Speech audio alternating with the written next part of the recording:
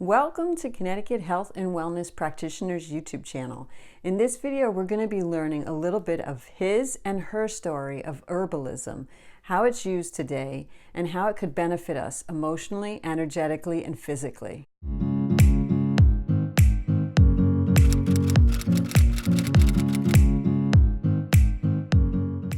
We're going to be hearing from Kelly Pietro, the mindful herbalist. She's been a hobby herbalist since 2010 and has formal training as a community herbalist, a flower essence practitioner, and a reiki practitioner. Her balance of her academic and her heart-centered investment in her work is evident in her presentation. So the history of herbalism goes back for centuries, likely to the origins of man. So the plants were here before any sign of human life. So likely those first humans were quickly associated with plants, and which plants would be used for food and which could be used as medicine and healing. And so our first documentation in history is in the 1500s, where we see the ancient Egyptian papyruses that speak of the priests kind of prescribing medicine along with citing a certain prayer. And so they're treating the physical body with the medicine itself, but also treating the soul with the prayer. And so honoring that connection to spirit was very important at this time of healing. But with the rise of Roman power, alchemy would fall out of favor. It would become a crime punishable by death in the 13 and 1400s. So alchemy really went underground at that point. So it wasn't until the 1500s where we see Paracelsus come onto the scene, who kind of reintroduces these alchemical concepts. And he starts dabbling a little bit more, but again, still making that connection where treating the body and its ailments was a mind-body-spirit connection. It was a full holistic approach to healing. He saw the importance of that. And he also saw the importance of the connection, the human connection with plants. So he reintroduced this concept of the doctrine of signatures. And the doctrine of signatures is this spiritual idea that the Creator has marked each plant with some understanding of what that plant is meant for, be it food or healing. But what we're not talking about yet is her story. So we've talked about his story, and this is what's been documented in dates and times and places and people. The men were the history writers of the time. So we don't hear a lot about the woman's role as a healer. And her role was super important. I mean, we're talking about delivering babies and taking care of the families on a day-to-day basis. And certainly the plants came into play for that. These women knew what plants around them could be used for healing, and they taught this to their daughters. So this was a verbal tradition that was carried on throughout lineage. Families had their own recipes and handed this down to the daughters in their family. So this is not necessarily documented, but it is an oral tradition that still lives on today. So by the time the settlers came to this land, they knew how important it was to learn the plants of the indigenous land. Sure, they brought seeds for the plants that they knew to be healing from their land. They didn't know what to expect when they got here, but they knew the importance of becoming allied with the indigenous people. So they partnered with First Nations people before all the turmoil had kind of come into play, which was later in history, and they learned the herbal traditions of the native people. So by the early 1800s, the early Americans had a really good understanding as to what plants could be used as medicine. During the mid-18 to 1900s, chemistry was beginning to take hold, and a group of disenchanted physicians called the eclectics began to turn to herbal medicine and homeopathy in opposition of the trending medical practices of the time. And by 1915, there were tens of thousands eclectic physicians throughout the states. But just 25 years later, the schools that had formed had closed. And this was because chemistry was on the rise. You see the Rockefellers, you see the Carnegies investing in industrial sciences and in turn pharmaceuticals. And so really it was the chase for the next cure-all pill that was kind of in favor at the time. So herbalism starts to decline yet again. So it wasn't until the 1970s when famed herbalist Rosemary Gladstar came onto the scene. And she really played such an important role in reviving herbalism in this country. She founded the California School of Herbal Studies in 1978, and her teachings are just so vast at this point. Her books, her home study courses. So if you're an herbalist today, you know who Rosemary Gladstar is, you've read her books, and you may have even been lucky enough to learn directly from her. So today, an herbalist is someone who has a very deep connection with the plants. You understand the plants on a spiritual level, a physical level, what that plant has to offer for mind, body, and spirit.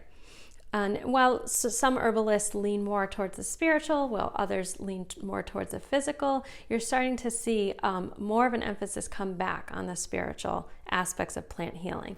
And so this is where plant-spirit connection comes into play. So as an herbalist, you might find me sitting with a plant, meditating with a plant, connecting with that plant at a higher level of consciousness in order to receive those. We talked about the doctrine of signatures. It's studying those doctrine of signatures and then receiving messages from the plants as to what their healing is, what they bring and offer to humanity for healing.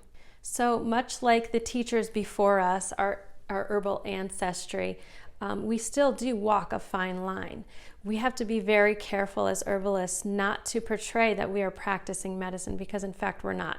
While some herbalists may go on to receive medical degrees, most herbalists are really there to help to educate the community.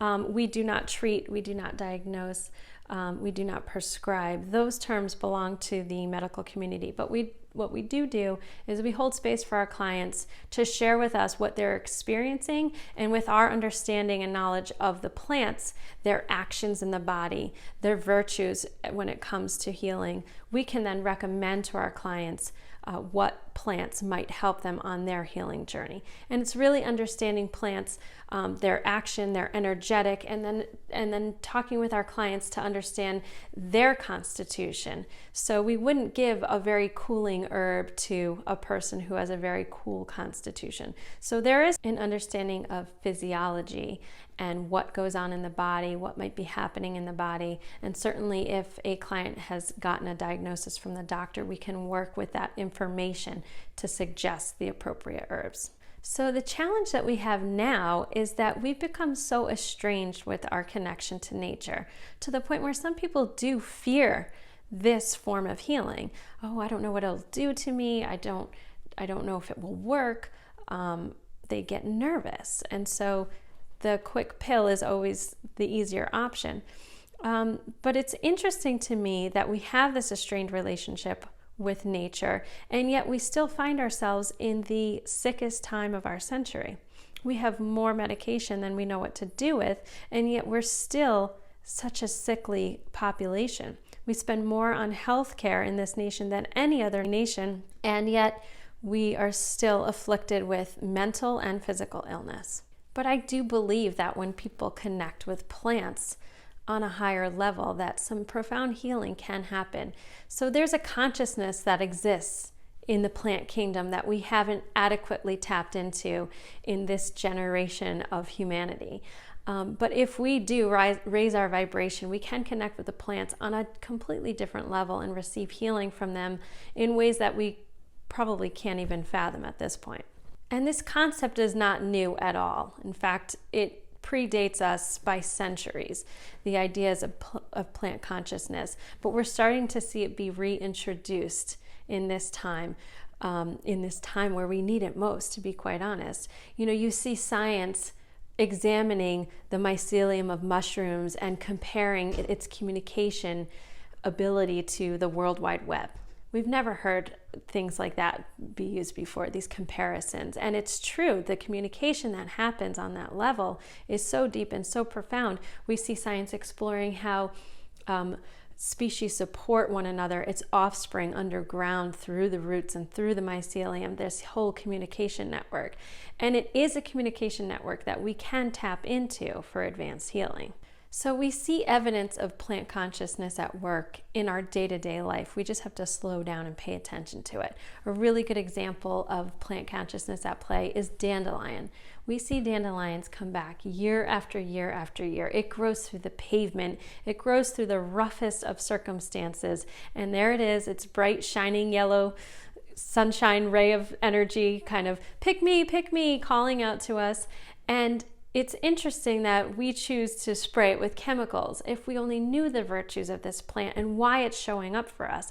I mean, this is a plant that is considered alterative, and that's a term that we use in herbalism that speaks to it's a blood cleanser. It purifies toxins from the body.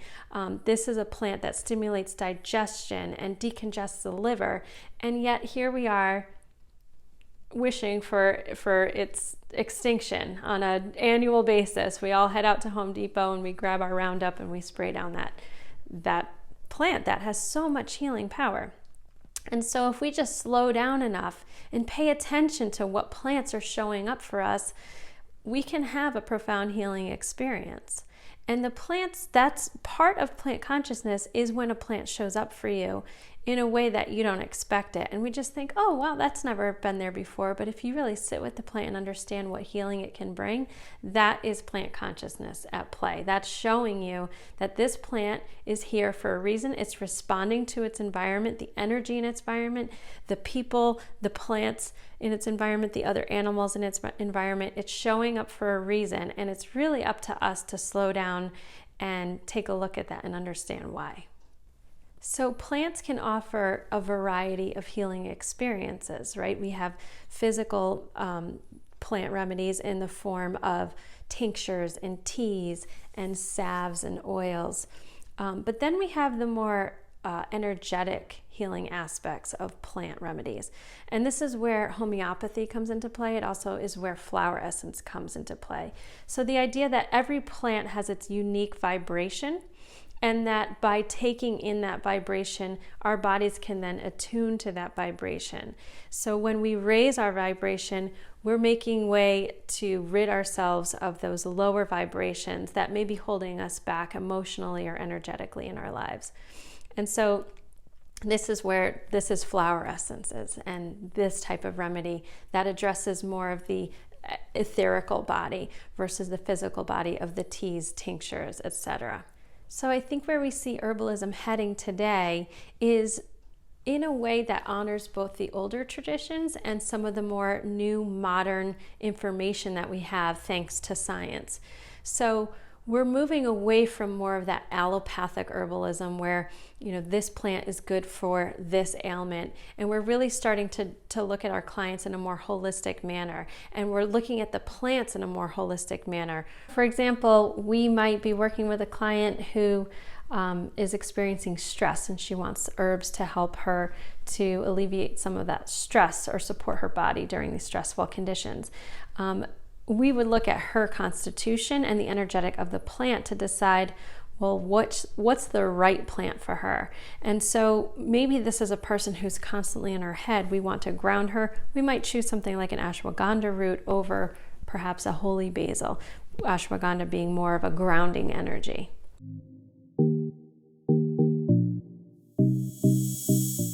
(1,600 hours of supervised clinical herbal work with clients. But certainly that is not the only path to becoming an herbalist.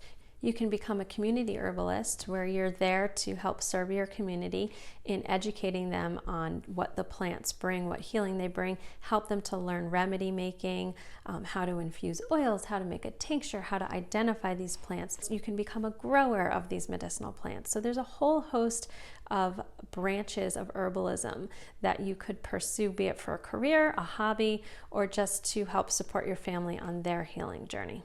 So my hope is to really reconnect people to plants, connect them on a very deep level, that there is this deep respect and understanding and communion between human and plant kingdom.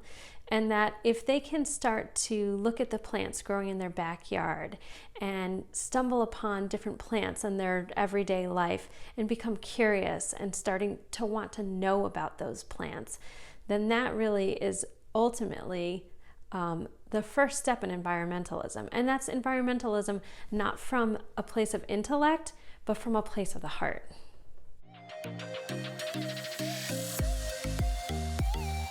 If you got something from this video, please hit the like button and be sure to subscribe to get new information from different practitioners throughout the state of Connecticut weekly.